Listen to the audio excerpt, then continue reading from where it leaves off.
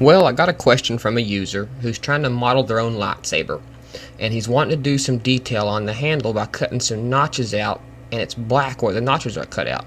And there's several ways I can show him to do this. I'm going to help him out, but I'm going to show him my favorite way. It may not be the best way, may not be the right way, but it's my favorite way.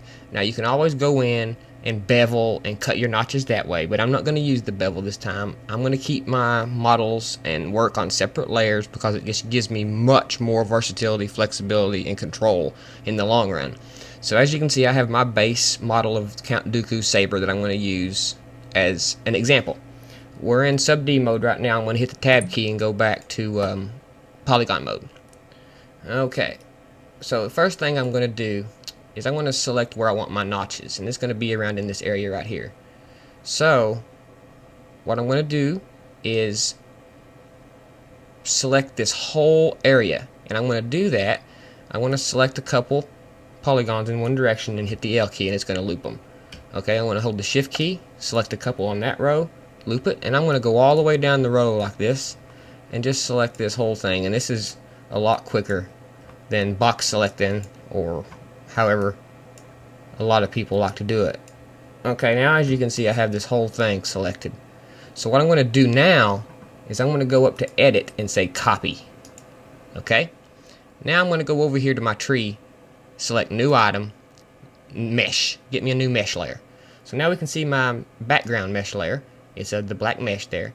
What I'm going to do is go to edit, paste, dude, and this is going to paste what we just copied. See, now there's that part of the saber. So let's hit our R key and let's scale this bad boy down a tad, like that right there, so it's slightly smaller than the front saber.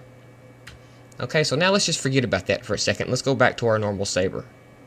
Actually, you know what, I'm getting ahead of myself. Let's do one more thing to it. Go to your polygon mode, double click and select the whole thing. Hit the M key to bring up a material. Color it black, okay, and name it whatever you want to name it. I'm going to call it black, and I'm going to say okay. Click to deselect. Now you can see that is black. Okay, so now let's go back to our regular saber, and let's define where we want to cut.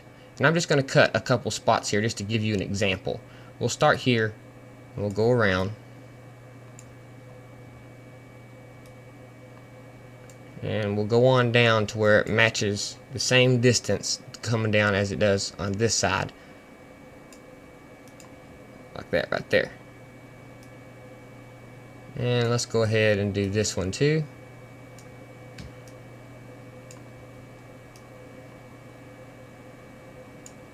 Okay. This should give you an example of what we're trying to do here. I want to hit the delete key under the function key, and that's going to get rid of those things. But our saber is kind of thin, so we're going to need to run the thicken tool on this bad boy. So click and select the whole thing, and let's go to our basic tab and select the thicken tool and click in the viewport. Now you can drag either way. One way comes out and the other way goes in. Let's go in a tad, like so. Spacebar to drop the tool. Now we have some thickness to our saber. Okay. Now when I go to sub D mode, you can see what it looks like. It looks pretty smooth, huh? So now let's select this plus the mesh layer underneath. There's some topology issues that I need to go in and fix around the edge here. Right there. So what I would need to do is select this and maybe shrink it down a tad. And that smooths out my geometry a lot, because we got a lot of leeway there because I thickened it so much that I made sure I'd give myself plenty of space. There, that fixes it. And there you go, dude. That's how you're going to cut your black notches along the base of your saber. You might want to make them smaller and a lot more often. Maybe this size right here. Cut all the way down. Or Dooku's, I think, is actually diagonal like this. Like diagonal all the way around. You might have to do some cutting, some custom curve cuts and stuff, but that's not a problem, you know. But you know, a lot of people would tell you just go in, take this, and you know, let's go back to polygon mode. A lot of people would say go in and just take this here and bevel it or extrude it back in like that, and then color that polygon black. But that's kind of an illusion.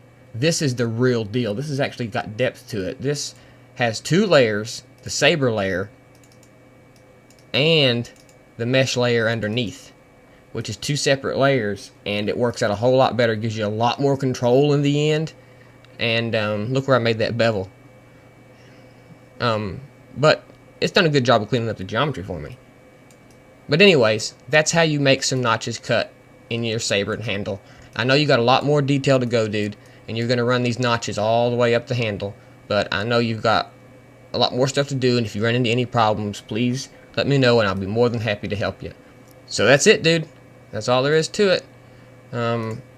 Don't pay no attention to this big tree over here, because I'm working on a model, and it's going to be a chair, a special chair. It's a real fancy chair I'm modeling up here. As you can see, it's just barely starting, but man, it's been a go. I need to looks like I need to bring my chair down here in the back a little, because it's not quite meeting up.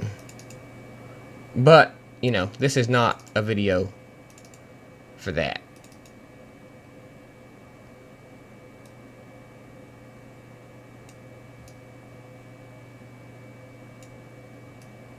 So guys, I thank you for watching, and we'll see you next time.